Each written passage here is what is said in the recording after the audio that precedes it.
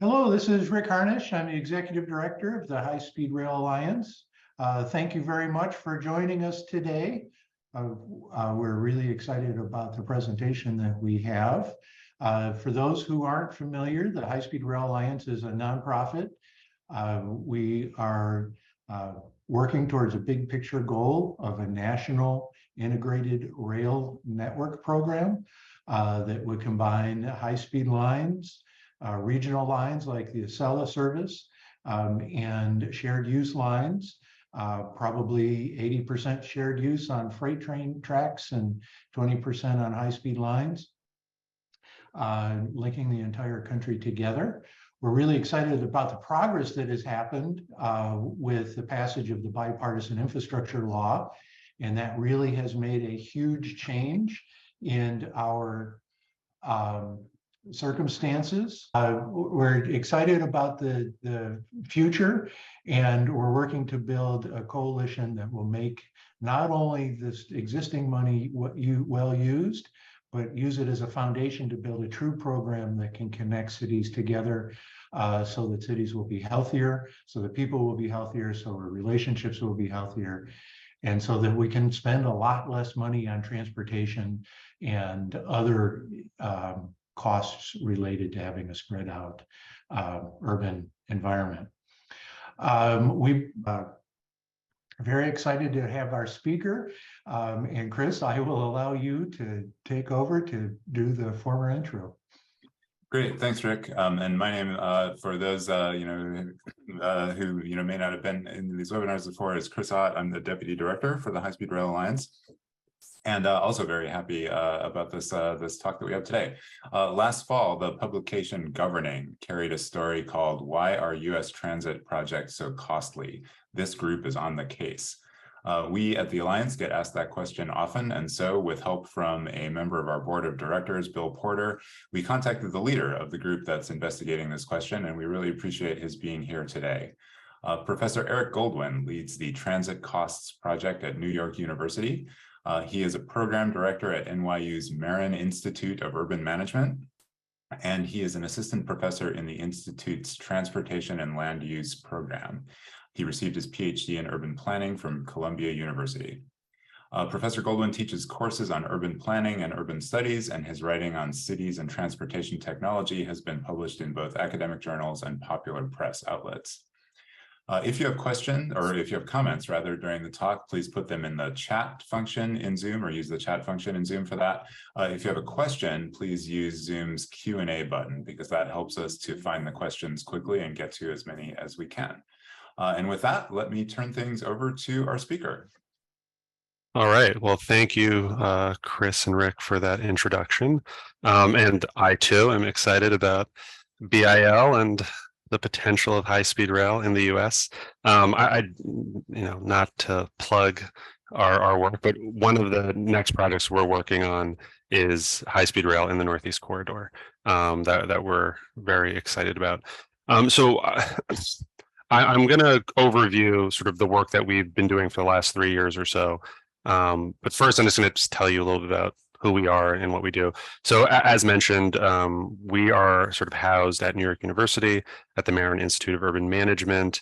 And with my colleagues listed below, Alan, LF, and Marco, and actually a bunch of other people, we sort of undertook the challenge of trying to figure out why it's so expensive to build subways, basically, in the US.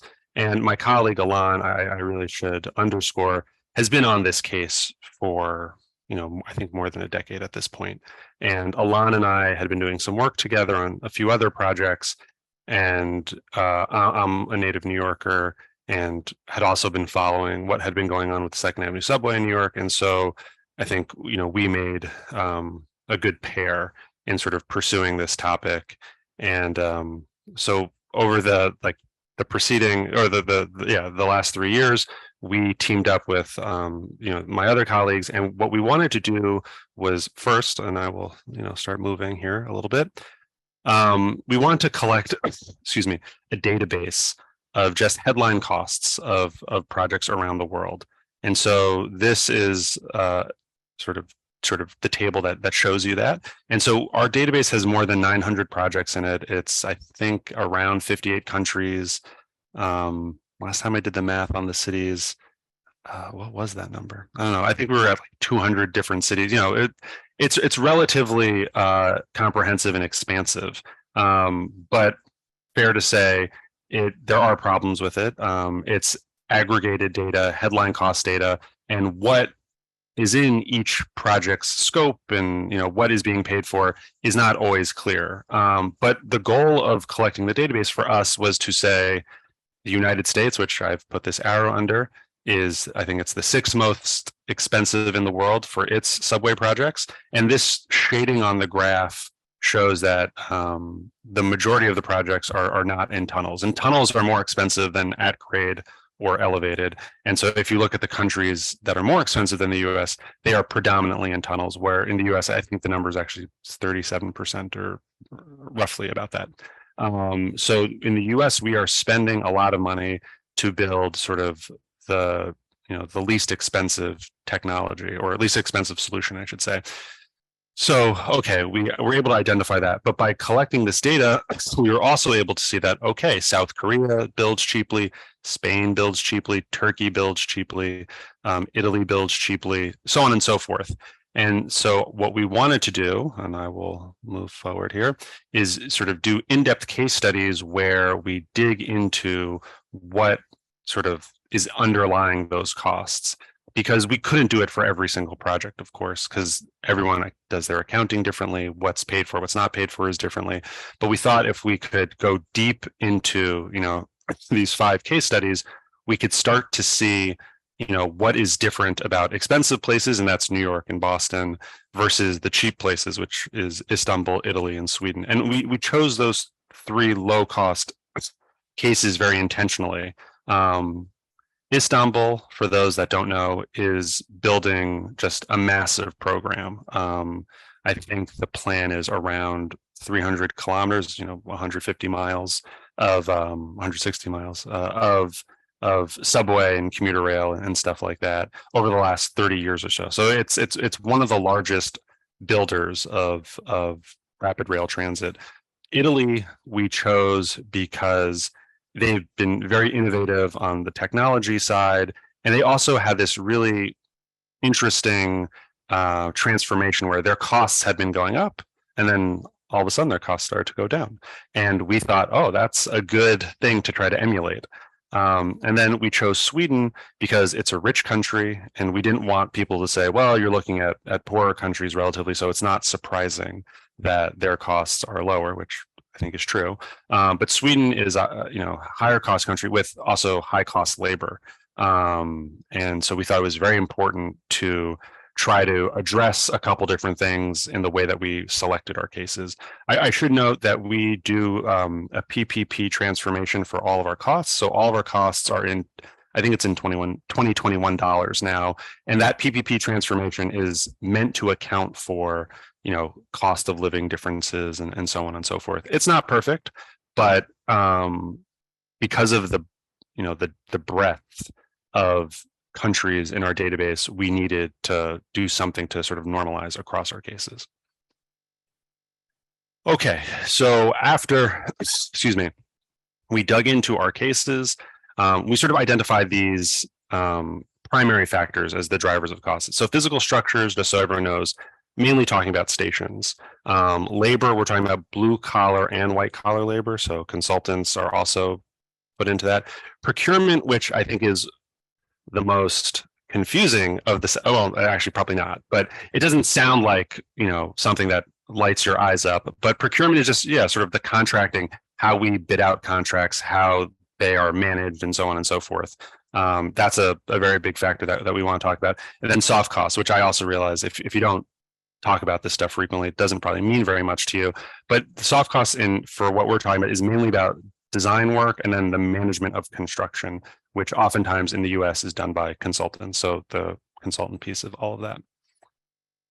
So physical structures, stations and tunneling, as I discussed. So this is a chart or a representation, 2D representation of stations in New York City for phase 1 of the 2nd Avenue subway. For those that don't know, that project, it took 10 years to construct, and it built 3 new stations. It retrofitted another station. And what I'm showing here is that magenta thing is the platform, which is about 615 feet. But this, you can see right away that those station boxes, the light gray, are much larger than the stations, right? And so if you look at 96th Street in particular, you have a station box that's almost 1,600 feet versus a platform that's 615 feet, right? So it's, 3 times, almost 3 times larger. Now that might not seem, if you don't know anything, like a lot or a little, or who knows how to sort of contextualize that. But when we started comparing to what we saw in our lower cost countries, we saw that oftentimes station boxes, so right, the dig to build the station, was often only 3 to about 20% larger than the platform. So to put that into context, right? So 20% larger than 600 feet is 120 feet. So that would give you a station box of 720 feet at the high end. And the smallest station box, the 86th Street station box, is 1,000 feet. Now, why is this important?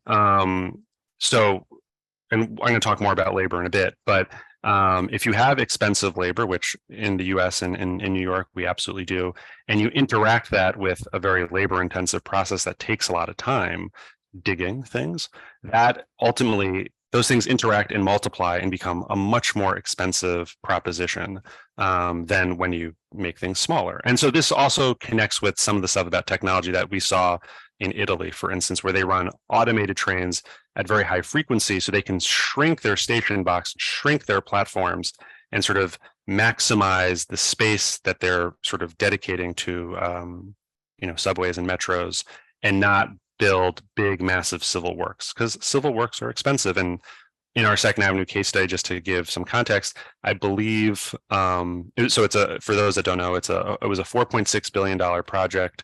The construction costs, the hard costs, were a bit over $3 billion. And the stations, the 4 stations in total, represent about 70 to 75%, I believe, of all of the hard costs. And that includes labor, materials, and stuff. I don't want to, it's not just the digging. But the point being is that digging big stations, not surprisingly, is going to be very expensive. The other thing, and I should have included an image of this, and I did not. So you'll see that there are, well, these boxes over here, these green teal boxes. These are known as ancillary facilities. And for those that are not from New York, I encourage you to go to either, you can read our report because I have pictures of them there, or go to Google Street View and find these things. So ancillary facilities are sort of the ventilation for stations, right? Stations that are underground, they need ventilation. That's not controversial. But these facilities are like mid-sized towers that are built in Manhattan, expensive place to do construction. And, they go 75, 100 feet deep, and then 75, 100 feet up. So you're talking about, a mid-sized tower, 15, 20 stories, that is being built sort of in the most expensive place. Building underground is really expensive. And then, also in New York is expensive. And so when you have these sort of design decisions that you're choosing just very expensive things, it's not surprising that you're going to have a very expensive project, just to be clear. So the other part that we focused a lot on and learned a lot about was this issue of systems and standardization. So using New York as an example, this is from our Green Line extension, which also is a very good example of this. In the States, excuse me, we have this tendency to customize and make everything bespoke. And while that makes, this is a wonderful rendering. I love it. I love the lighting. I love everything about it. But the issue is that if you're designing everything as a one-off, you don't save any money in your design, where you just build a box over and over and over and over again. And when we talked to the design consultants in New York, for instance, they had told us that they tried to figure out how standardized the stations were, meaning, right, like how many elements in the station at 72nd Street were also in 86th Street and 96th Street. And they said they gave up on trying to do it. And the example that we always use is there are 2 different escalator companies in the station, right? So there's what is it? Schindler and Cone, I'm not sure how they pronounce that. Right. And so usually when you, this is very detailed, I apologize, but when you procure an elevator or escalator contract for a new line or an extension, you do a uniform one, right? So it's the same thing in all the stations. In New York, they didn't do that. Part of it is because they had some super long escalator issues. But the point being is that things are different in the stations. The dimensions that I just showed you are different. And so the problem that we see there is that you can't learn as you go, right? So as you build station one, maybe you identify, oh, there's something not working here. We can make an adjustment and then apply that to the next station that we build. Here, what happens is you don't really get to carry forward those lessons, and everything becomes this expensive, bespoke project. The other thing is, right, like these are clearly monuments, right? That's the other part. If you want to build things quickly and cheaply, you have to sort of make that trade-off on monuments. Now, I just want to quickly add, we had looked at a project in Copenhagen, City Ringen, if those that know it, it's a relatively new automated light rail. And the stations there, the consultants that worked on Second Avenue also worked on that one, are 70% standardized. They're built to, I'm going to probably get this wrong, a 7-meter standard, meaning that if they want to add things, it's just like in blocks of 7 meters, so that or you want to subtract things. So everything is sized to that standard, and they can remove or add relatively easily.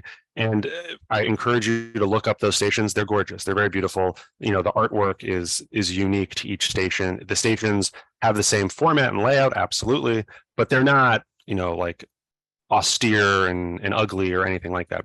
And just, I'll move on to the next one after this, but going back to this Green Line extension case in Boston, so this is what they started with, these very beautiful stations. The project got canceled. It was going way over budget. It was projected to be over $1 billion over budget. And so what they ended up doing, because this is an at-grade or it's in a trench project, they just came back with a traditional sort of platform with a cover on the top of it and just rolled that out. And they were able to reduce their costs by, over $1 billion in their redesign process. Okay. So, in New York, phase one of the Second Avenue subway, for though I'm sure some of you are familiar with and have read that New York Times article about the most expensive mile of subway in the world, a lot is made about our labor costs. And so we had to dig into that. Now, I want to say that the tunneling costs for Second Avenue subway, not a huge proportion of the project, right? That contract ended up being, I think, $380 million on a $4.6 billion project. And of that $380 million, a lot of that money is spent on building some shafts for the other stations, and not on the tunneling.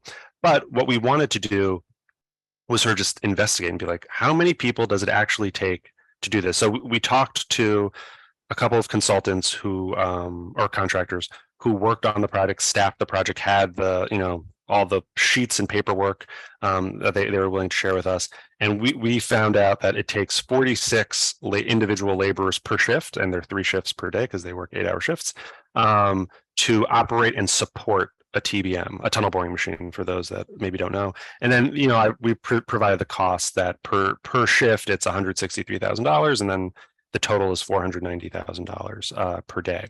Now, what is interesting is, first we asked those contractors, what's necessary here to actually build this tunnel? And they gave us some numbers, and I said, okay, that's interesting.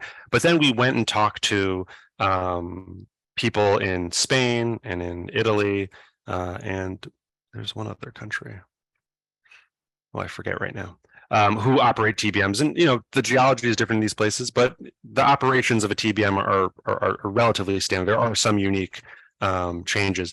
And they said that in their country and in their cities, they can do it with, between 30, I think it was 30 and 33 people. And so when we asked the contractors per shift, when we asked the contractors in New York, they both ended up at 30 and 31. I think one of them did 31. And we went through the roster of jobs, and I was like, tell me this and tell me that. And we had the salaries.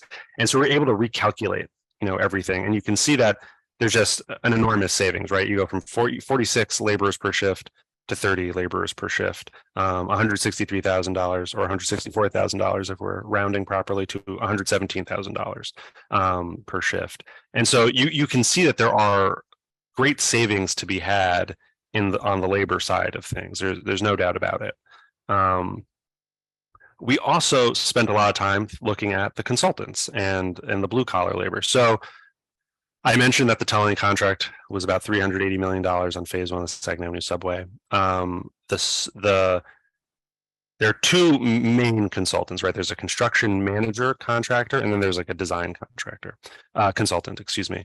And those two contracts over the life of phase 1 of Second Avenue subway ended up being $656 million, which, a significant sum of money.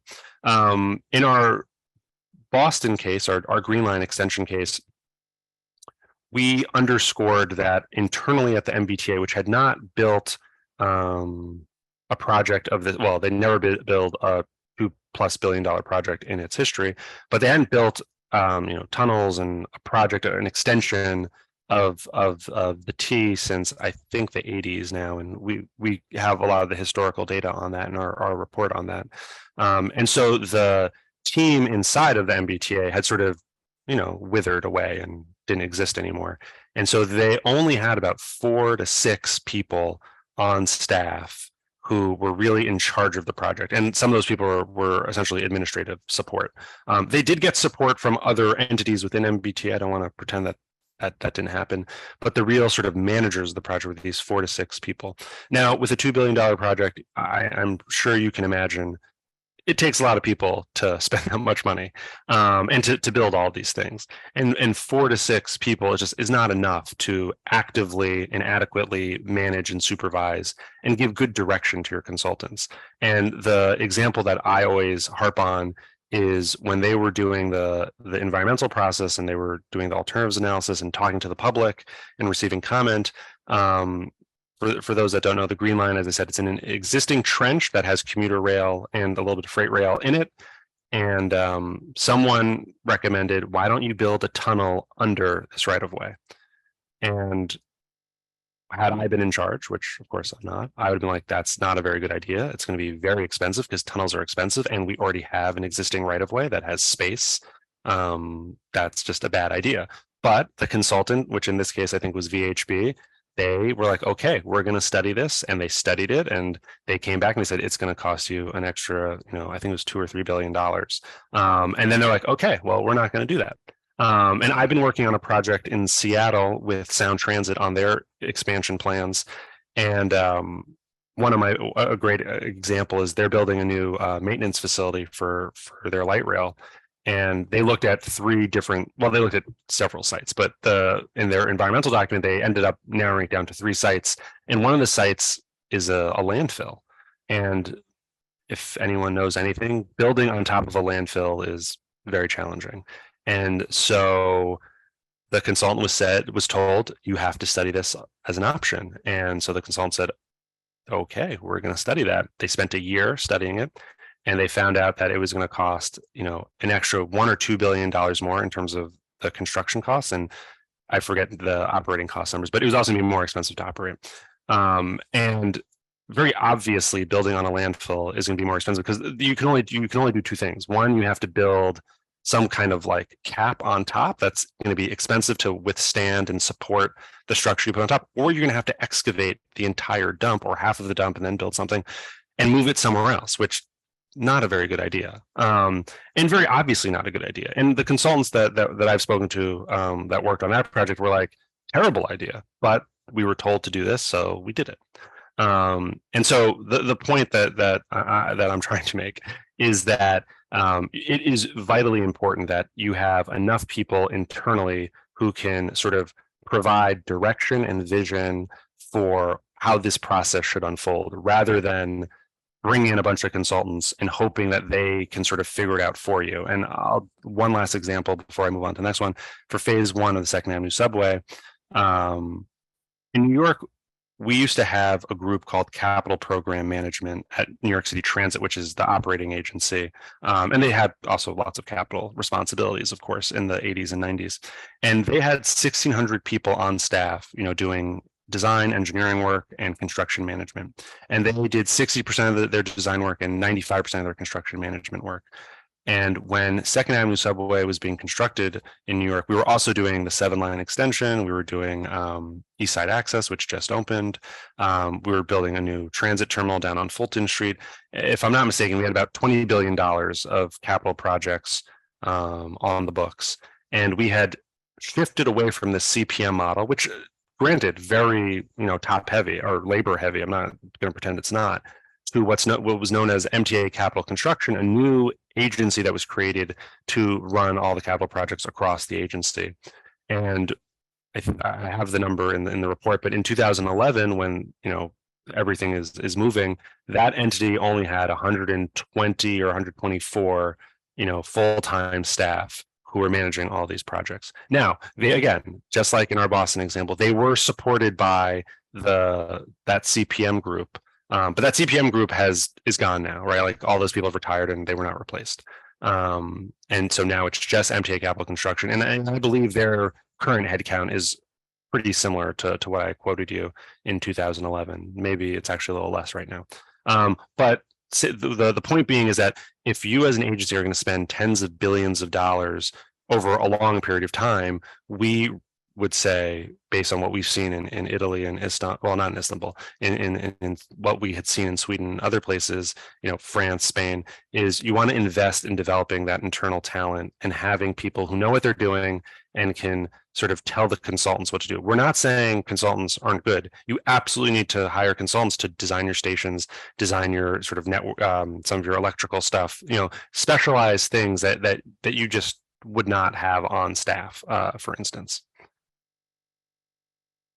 Okay, so procurement. Now I've given you a slide from our Italian case, but the main point that we try to draw here is that in the U.S. and more broadly in the Anglosphere, where countries where people speak English, there's been this movement away from design, bid, build, and sort of the internal capacity that I just spent a lot of time talking about, and a movement towards things like design, build, public-private partnerships, and sort of farming out as much expertise as possible to the private sector.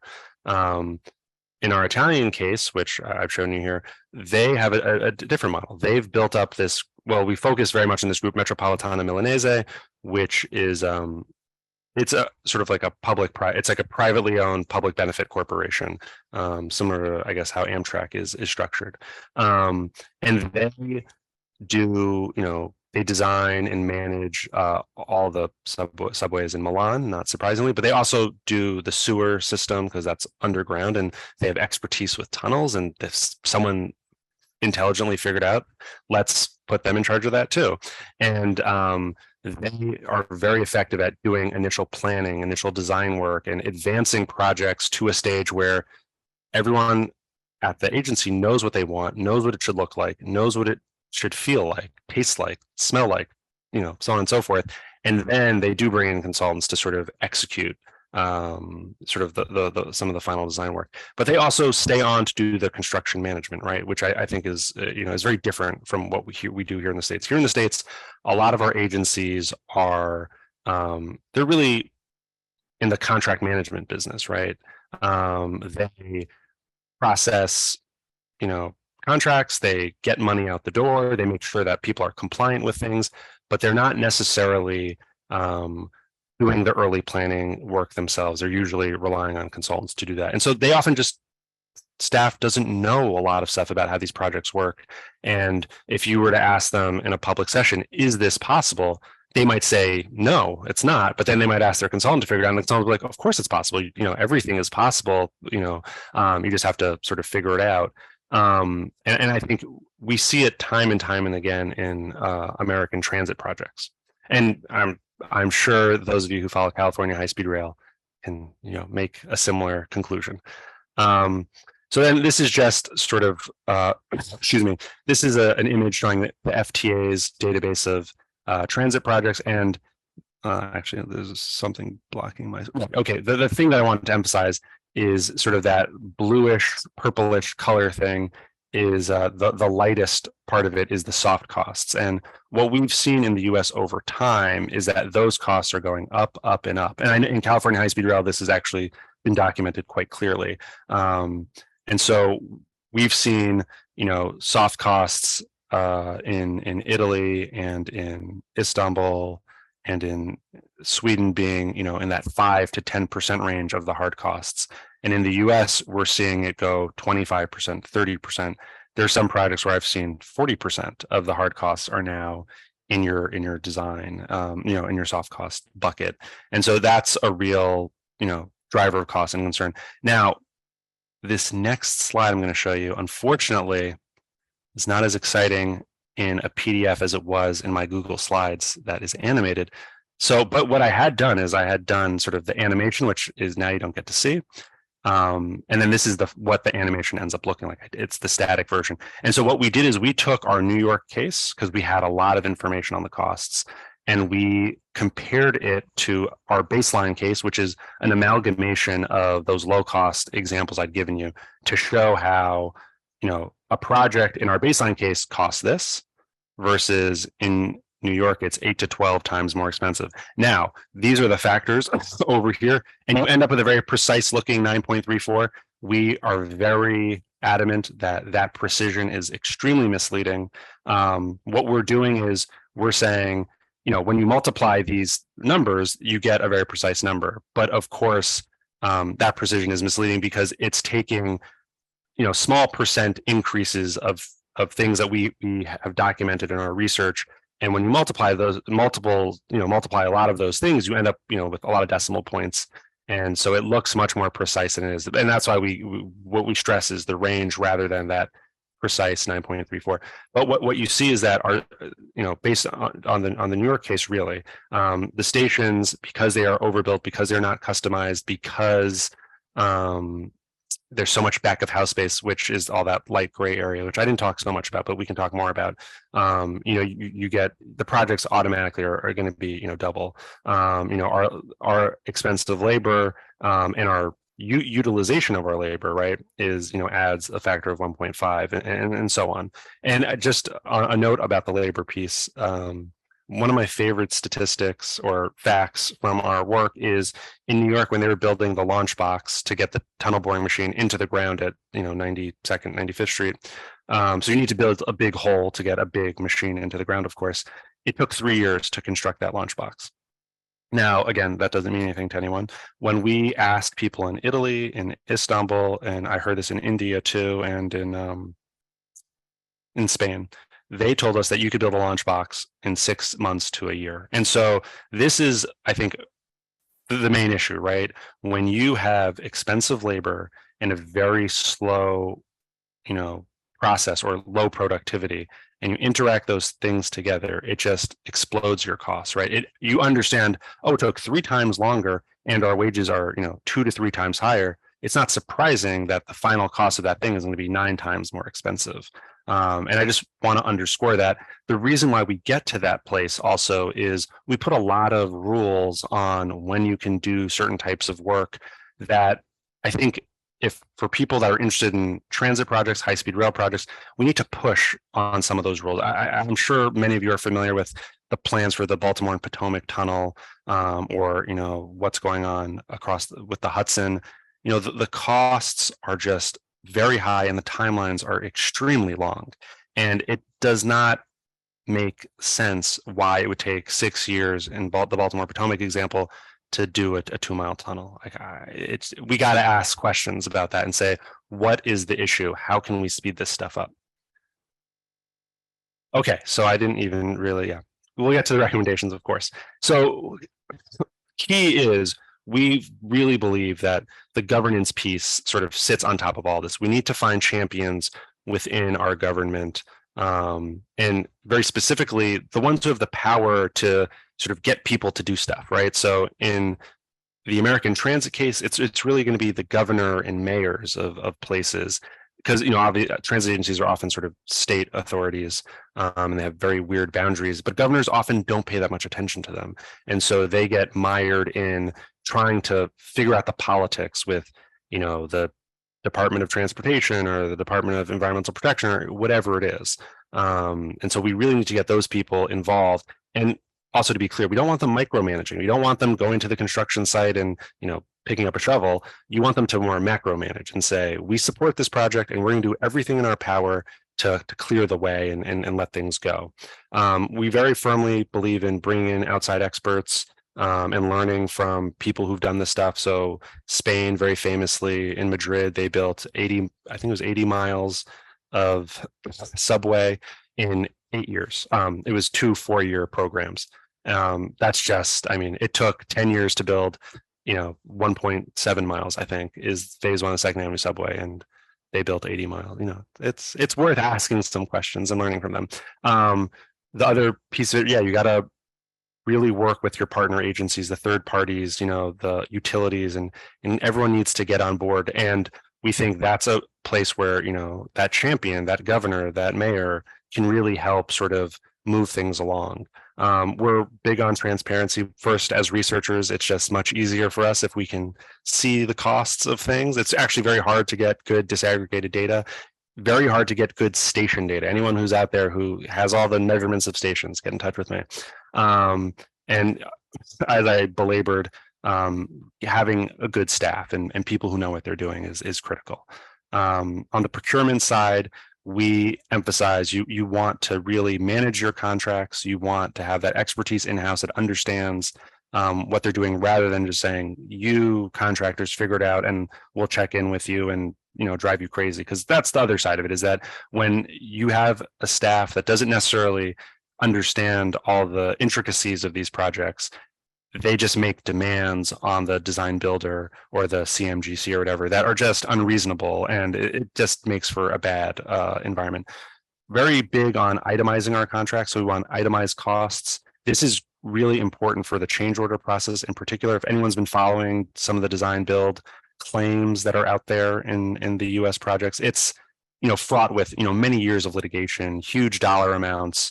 And if you had some of these itemized costs saying, every cubic yard of dirt costs this, every linear foot of asphalt costs that, every, whatever you want to, they're not saying, and they do this in Italy, they do this in Istanbul, they do it in a lot of state DOTs do this too. It just says, okay, well then if we make this change and we have to build, 100 more linear feet of roadway or asphalt, whatever, then we know it's 100 times our unit cost, and it's over. You don't have to fight about what's being included and what to exclude. It's standardizing from station design to processes that agencies do for change orders. That's the example I like to use. And other things is key to just speeding everything up. You want to speed things up as much as you can, because the faster things go, the less expensive it will be in the end. We talk about keeping the risk in the public sector. Contractors are not stupid. They're in this business and successful for a reason. If you say, we want you to hold all the risk, which is part of the design bid thesis, they are going to charge you more money.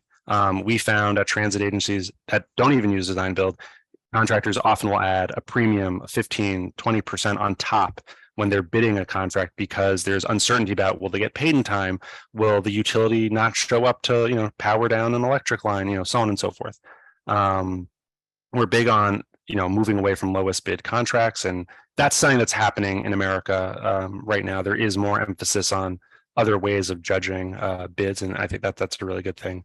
Standardizing regulations. So again, I've been working in Seattle on a project, and Sound Transit runs through 53 different municipalities, and you can imagine, right, if everyone has a different standard for what a sidewalk height should be, or what the material should be, it's a real pain to sort of sift through all that. You want to more just say, this is what we do, this is what we're doing, let's not waste time trying to mess around. And finally, on the procurement side, limiting contingencies, especially when you've built stuff before, right? Like, all the money that you allocate for projects is going to get spent. You don't ever get the contingency back.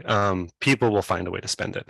And what is confusing is, like, taking Second Avenue, it's a 4-phase project.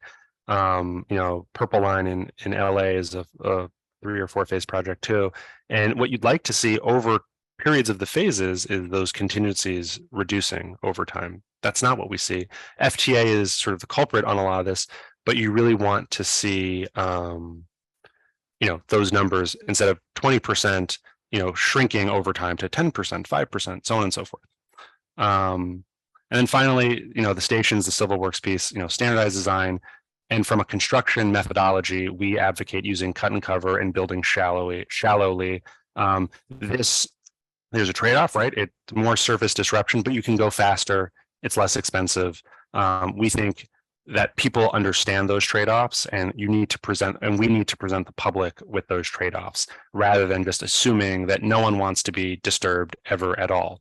And then, yes, of course, build small. And last slide is just thank you, and feel free to check out our website, transitcosts.com, and I'm happy to take any questions that people have. I'm going to stop my sharing. Well, no, I'll leave the sharing up. Okay. Anyway, please ask me questions or don't. Okay. Probably Thank you. should undo your share at this point. Oh, undo. Okay. That's fine. Yeah. Happy to do that. So thank you. Thank you very much. This was very interesting. It's still a little bit above my head. So can I attempt in my simple way of thinking to summarize, which is you need a high-level executive with some power who's willing to make hard choices and make sure the project sticks on the timeline, and the hard choices and making sure that somebody's riding herd on making sure it works. That's Absolutely. the key piece. That's a key. So I think when you start to, and I'm framing this a little bit for your purposes, right? When you move into intercity or interstate stuff, it becomes much harder, right? Because now you have multiple masters that you have to satisfy, and that becomes a real challenge. But if you're within one city or within one state, you'd like to think that you can find that person who's going to say, this is really important. Using the Seattle example, they're building a light rail called West Seattle and Ballard. It's 2 projects. It's estimated to cost $12 to $14 billion. By far the biggest, most expensive set of projects in the history of that city. And they can't decide on anything. And, it's like, got to take this stuff very seriously, and understand, sort of what we're doing. And I think, you summed it up perfectly. So have you looked into highway projects at all as a comparison, or? So there are some people who have done some work on highway projects, and the cost of those have been going up and up and up over time. It's not my area of expertise, certainly. And the research that's out there, they're not exactly sure what the issue is. I mean, sort of the main article is by Zach Lisco and what's her name? A professor at I think maybe American or some school in DC. I forget right now. It's not important. It's not important. But their main point is that they use public voice. So this is like the NIMBY argument, has sort of slowed down projects, made them take, twisty, curvy turns, and people have used environmental process to just add costs and delay and so on and so forth. That's roughly summarizing what one of their theses. Because California high-speed rail, absolutely similar problem. Well, I just want to emphasize as a reminder, this, for example, there's the Jane Byrne interchange in Chicago, which, right, took twice as long and twice as expensive yes, as the original proposed. There were some mistakes made, a building got undercut and other things, but you also wonder how much of that in that case is the Robert Moses effect. If you get it, you underbid it and get it started. But, right. Well, that's the theory of Second Avenue Subway. So the project started, an iteration of it started in the 70s, and they were like, let's just start building all over the place. And they built in 4 different phases, all disconnected from existing rail yards. And so you had just like bits of tunnel. And then there was a sort of a fiscal crisis in New York. And so you just had to shut down this project, and it was a waste of money. Well, we're trying to salvage some of it now. I'm tempted to talk about California high-speed rail, but I'm not sure we're Go for it. My observation is that if they had picked a straight line, either picked BNSF or Union Pacific or California 99, and kept it simple, and then had a nice gentle curve out of Fresno to go towards San Jose, perhaps we'd be in a different situation. But while they were designing it, you had Governor Schwarzenegger, who wasn't really, though he ended up helping the project along, he wasn't really engaged. Right. That's when I came up with my theory that you need to have. Absolutely. Really Totally. And just very quickly, and did not talk about this at all in the presentation, but one of the key risks in transit projects in the US is freight rail. Like, they are huge pains in the butt. They will delay you. They will make you mitigate all kinds of things. I don't know if anyone follows the Purple Line in Maryland or some of the projects in Minnesota, but freight is very difficult to deal with, apparently. Yes. Chris, are there other questions?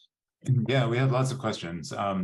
Starting with this one from Thomas Dorsey, who asks, have you presented this report to Transportation Secretary Pete Buttigieg? I've not presented to Transit Secretary Pete Buttigieg, but we have done some stuff with the White House. They have a group looking to reduce the cost of infrastructure projects, so not just transit. And so we've been in touch with them. And actually, we're doing a briefing on Tuesday with not Pete Buttigieg, but White House. There will be FTA and DOT people there. Maybe the secretary will be there. It's over Zoom. It's, so I don't know who's going to be there, but there has been interest. And as I've said, I've been working on a project with Sound Transit in Seattle. Transit agencies across the country, they're like, what is going on with our costs? LA, New York, Seattle, like, they're asking, I think, a lot of the right questions. The will to do some of the right things is not always there. And I think there are some ideological issues at play where, I'll just use New York as an example. They've really leaned into this model of contracting out and not investing in developing talent. And I don't mean to say, like, the people that work at the MTA are brilliant. I've talked to lots of people. They're great at what they do, in my opinion. There's just not enough of them, and they're not empowered to do like what they would want to do. And so I think, you're working against that tide as well, which is challenging. Okay, thanks. Christian asked if it's possible to download your report. Would that be possible at the URL that you showed on the last slide? We have so many things you can download. Okay, great. And transitcosts.com. Nothing, you don't have to pay for anything, by the way. Great. We've also had a few questions about getting the slides and recordings of this talk, and we will have next week, we will have a recording of this talk, as well as all the others that we've done over the last few years, available at our website, which is highspeedrail.us/events on that page. John asks, was the bar chart that you showed by country a couple of times, was that time-based, saying that projects a decade ago or more, might not be equivalent to similar projects today? So the first chart that I showed was by country, and so all those costs are in 2021 dollars. So time is essentially accounted for. So the way that we do that, if anyone really cares, is we take the midpoint of construction for whatever the project was and inflate that number up to 2021. Now, a couple caveats about the database, right? So some places have lots of projects in there. You could imagine that there are a lot of Chinese projects in there, and some places have very few. And so it looks like it's a big N database, but in a lot of ways, it's a very small N database, if that means anything to anyone listening. I would not say you should draw lots of conclusions about, well, in New Zealand, which I think we only have one project in there, this is what it costs. It's like, it's one project. You can't really generalize from that. But for our purposes, it was more about identifying, okay, who's doing this well and who's doing it poorly, or expensively, I should say. And then sort of going from there, then dig more deeply into it. And we also have on our database a high-speed rail chart that's very similar. That it's I think the tab is HSR, and there are no American projects in there, so don't be surprised. Okay, thanks. We had a couple of questions, related questions about how do transit engineering and planning costs differ from highway engineering and planning costs? And then Ezra Silk asks, aren't highways procured the same way as subway projects? If so, then many of the things that you mentioned today about subway costs and issues would be pretty much the same for highway projects, wouldn't it? If they were procured the same way, yes. But my understanding is that highway projects and road projects in general do use more itemized costs. And it's oftentimes like you fill out a spreadsheet. It's like, this is the linear foot of asphalt. This is the labor cost. This is, so on and so forth. And it's not as sort of combative and controversial. So like a lot of the contractors that I've spoken to who work both transit and roads are like, working with state DOTs is way better. They like the lump sum contracts, which is how they do the transit ones, but they will, I think, maybe just for the money piece of it, but I think they would say that it's cleaner and faster. But I honestly don't know much about roadway construction. I don't even have a driver's license. I do have a driver's license, but I don't know how to drive. I've driven 2 times since I got my license, and I'm 41. So just to give you some context there. I went through a period of time like that myself. Joel had an observation and a question saying the lesson seems to be that maintaining internal expertise to make definitional decisions and to manage projects is really important. Otherwise, the soft costs for consultants really go up. But what if there aren't enough projects in the pipeline to keep staff like that busy? That's a really good question. And so two things. The Italian example I gave about Metropolitana Milanese, the reason why that entity started up building subways in Milan in I think the 1950s, and to manage the peaks and valleys of projects, they were like, let's give you more work. So they started taking on sort of the sewer work, and so like now that was a way of managing sort of their time and saying, okay, well, we're not building as many subways right now. Let's now focus your efforts on this other stuff. And so I think that the bundling of sort of underground works, that just makes a lot of sense to me. Now, in Seattle, for instance, their capital program runs into the 2040s, right? Like, that's a lot of work for a really long time. So that's not an issue. But the point is very well taken, that if you're building sort of a one-off thing and never going to build something again, yeah, you probably should go with the consultant route. And I think a lot of sort of the more contemporary transit agencies in the US, like I'm thinking about UTA in Utah, like they've really embraced that model because, they started, I think, really in the 90s or maybe the 80s, and they built a bunch of stuff, and then they haven't done so much since then. And so why would you carry that big capital team? It's a very good question. And I think, some of that is we need to have more long-term planning, and, maybe we shouldn't just build one thing and call it a day. Is that you want to have sort of a long-term plan that says, okay, we're building this thing now, and if we get the money, we're going to build that thing next, and the thing after that, and we got 10 different projects that we would love to build as we can sort of assemble the dollars. But again, very good question. Great, thanks. And Mark asks if you know how the private railroad Brightlines construction costs measure up, and he notes that it seems Brightlines construction work seems to be going on a lot faster than rail construction in the US. I don't know the answer to that question, but yeah, I'm going to read sort of media reports about it, and that does seem to be right, but I don't know the answer to that. Okay. Al asks, what's your best advice to keep costs down for Amtrak projects?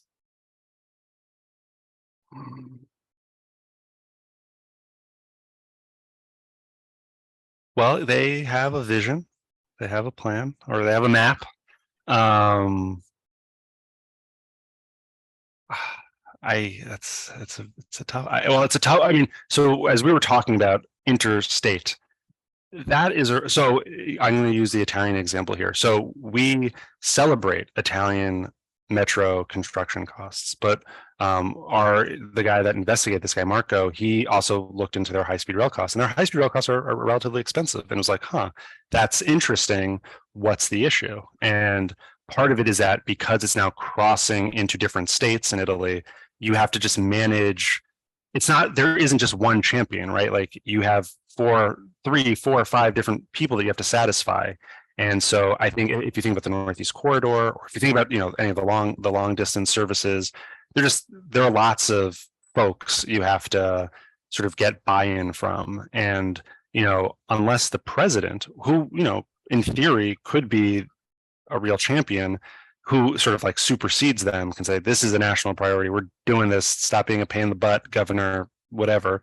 I think that's where the challenge is. And, we didn't talk so much about it, but in our New York case, we spent a lot of time talking about third-party agreements and permitting, and how, if you want to close down a street to build the big hole, you need to get this, in New York, the city DOT to sign off. If you need to move some pipes, you need to get the Department of Environmental Protection to sign off on it. If you want to use a park to stage your construction, you need to get New York City Parks Department to sign off on it. And so without the mayor sort of fighting for the project, they need to cut deals with each of those people and negotiate it as one-offs. And you can imagine that as you go through multiple states, you are multiplying the complexity and the number of negotiations and the things that you have to do. I love the model in Italy, what they do, as I understand it from our case study and from talking to Marco and reading some Italian things translated into English.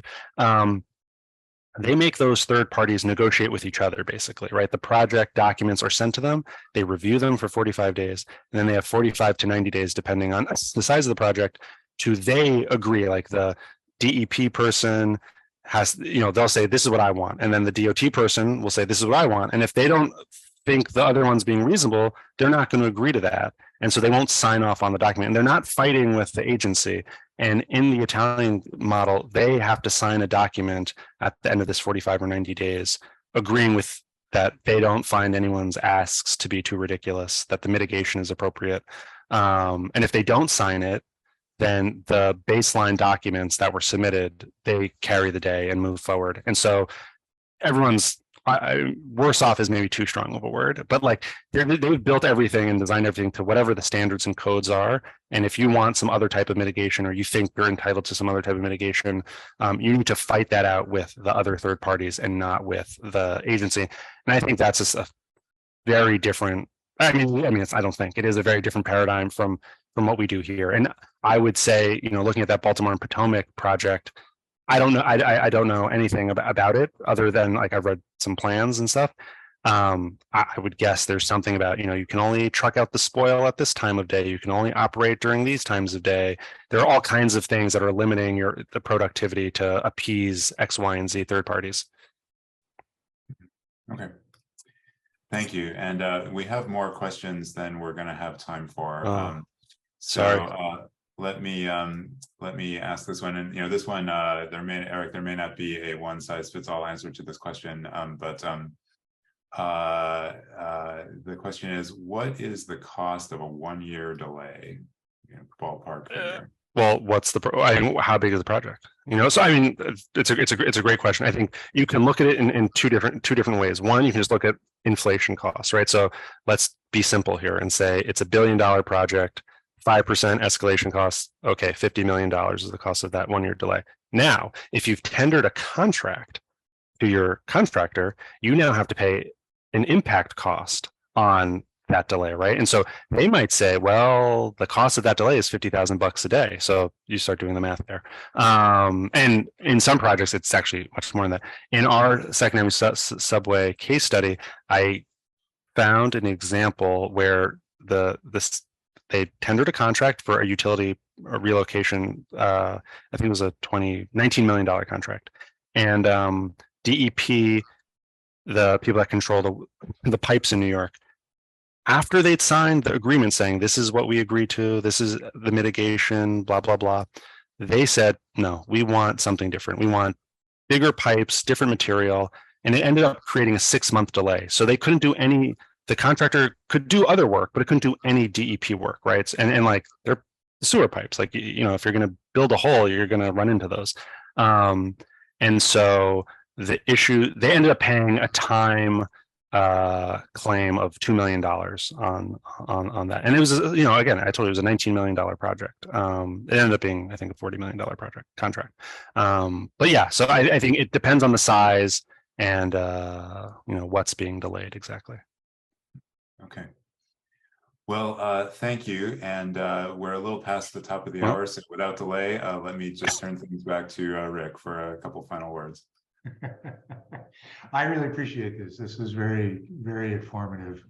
And we look forward to staying in touch. And if you enjoyed the program, please go to highspeedrail.us and hit that donate button so that we can have more programs like this in the future. That's highspeedrail.us and hit the donate button. And thank you all for listening today and sharing your time with us.